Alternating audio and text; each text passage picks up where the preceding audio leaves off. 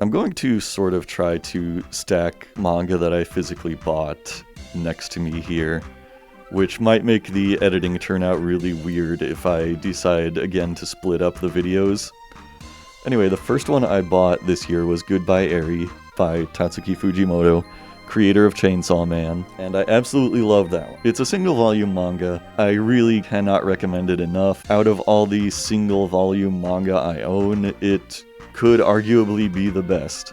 It's about this high school kid who is like an amateur filmmaker, and he submits a film to his school and presents it in front of them, and it starts out as being just kind of like a video log of his mother's life, who is dying of an illness, only for it to end with him refusing to go into the hospital to visit her because the hospital is about to explode, which he does with shitty visual effects. Anyway, from there it takes a kind of interesting series of turns, because everybody in the school is like, why would you do something so distasteful in your mother's memory? And then like later on you see him talking to his father and he's like, you know, I really appreciate how you made your mother look like such a good person, because we both know that she was kind of a piece of shit to us from time to time. And anyway, I don't want to go into too much detail about where it goes from there, because, you know, it is only a single volume. But I thought it was like a really profound and touching story overall. It's a lot to do with like how we view other people and how we try to like only see the good in people, kind of like for our own survival. It's kind of about how like perception becomes reality. But it was really nice and like really heartwarming, I thought. Alright, so a new Junji Ito collection came out called Soichi. And it might be kind of telling as I look back on my like reading log over this past year that I started Soichi on the 27th of July and didn't finish it until the 3rd of August. And I read like 2 or 3 other manga in between it. Anyway, it should go without saying, I'm a big fan of Junji Ito. I've read like all of his books that have come into the Manga Cafe.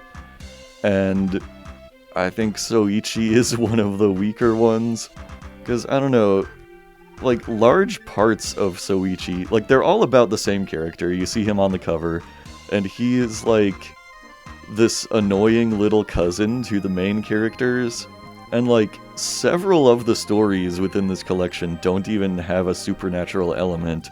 It's just Soichi himself playing stupid pranks on people and trying to scare them. And basically everybody thinks Soichi is a dipshit, and they all think he's really annoying and they hate him. And, you know, I can't disagree with them. You should follow me on Twitter if you want more commentary like this, because I once made this, I thought, really good tweet about Junji Ito, how sometimes he will make stories that are like, what if you had dreams that were so prolonged and so realistic that your waking life lost all meaning? And then other times he makes stories that are like, what if there was a really ugly woman? Like, really ugly. Soichi is kind of like that. It's kind of like, what if you had a little cousin who was an annoying piece of shit? Yeah, I don't know. What if? Now we are on to another manga that I bought. This was back in September. I got Takopi's Original Sin. I had been waiting for this one for a long time. Even though I hadn't read it before, I was like really waiting for the physical manga to come out and read that. I had heard that it was this like viral sensation, and I knew it was a short like single volume book, and it seemed like really up my alley, and it did not disappoint. It seems like at its heart it's sort of like a take on the Doraemon style story, where it's like this little girl meets a happy little alien, and the alien has all kinds of gadgets to make her life happier, but he just so happened to meet the most depressed 4th grader in the world, and all of his efforts to improve her life only seem to make it worse and result in more horrible things happening. I would put this manga in the genre of bro, are you okay? Manga. Which I am finding lately is something that I read a lot of. Goodbye Eri, which I talked about earlier, or if I end up editing this video in a weird way, maybe we'll end up talking about later, Time is very flexible in a manga recap scenario. Goodbye Area also kind of falls into that genre, but to a lesser extent. It's more uplifting.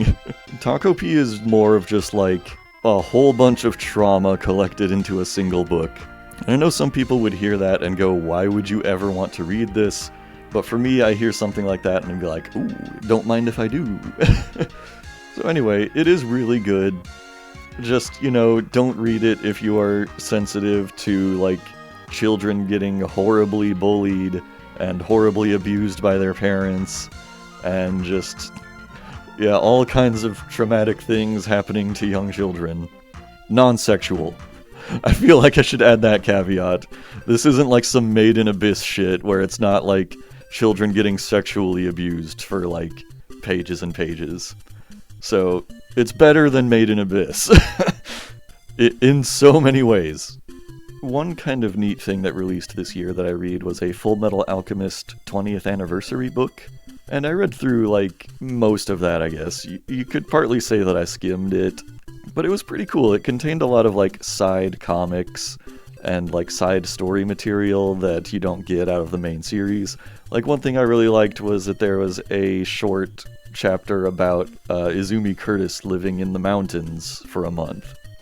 Getting to see a bit of her original training arc. A lot of what the book contained was like promotional materials, like, oh, here's a chapter of manga that came out to promote this video game that came out for the PlayStation 2. Or here's another promotional manga for this video game that came out on the Wii. And I didn't care too much about those things because they were about, like, characters that appeared specifically in those video games and are not mentioned outside of them. There were also kind of a lot of, like, notes from, like, the anime staff members and various assistants who worked on making the adaptations happen. And it was kind of cool just to read some of those people's thoughts and, like, how they appreciate Fullmetal Alchemist as a series. So that was, a pretty cool little supplementary book to Fullmetal Alchemist. Also, it's kind of hard to believe that series started 20 years ago. I've still been kind of thinking of Fullmetal Alchemist as one of the modern classics, but it's kind of getting to that point of just being classic and no longer modern, which is making me feel hella old. Okay, I need to backtrack a little here. I skipped over another Junji Ito collection that I read. This one is called Mimi's Tales of Terror. I'm realizing in my log here that I wrote the date that I started it, but I never filled in when I finished it.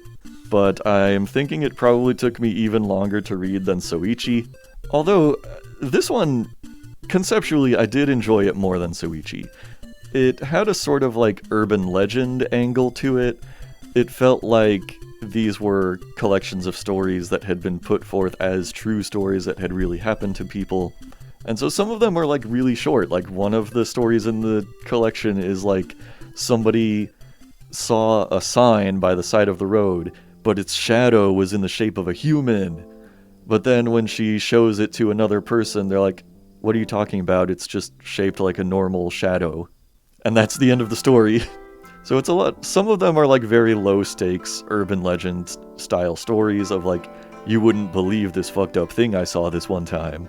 But the reason this one took me so long to complete and why I allowed other books to distract me in the meantime was there is a note in the table of contents of this book that the characters in these stories speak with a regional dialect. So, in order to maintain this affectation in the English version, we decided to write everybody speaking as, like, absolute hillbilly hicks. And they all say shit like, well, tarnation, y'all just let me know when y'all are fixing to mosey. Just give us a holler. Just the most exaggerated shit like that. It used to be something I didn't really think much of in reading manga, was like when they would do a regional dialect. And my opinion has kind of changed on things like that. I feel like it's okay when it's like one character out of a group and they do that to show how that character is different, like through the way they speak. when it's every single character in the book, I just kind of have this feeling of, what is this adding to the story? That the dialogue is now written so much more clumsily, that actively makes it harder for me to read than if it was written in just plain English. I think the other thing that gets to me is, like, they always make it like a Southern American accent, and as someone who lives in the American South, 99% of people here do not actually talk like the dialogue they write in books like this. Like, obviously, people say words like y'all and ain't and fixin' to, but there's so much in this dialogue that is clearly written by people who have never lived in a region like this.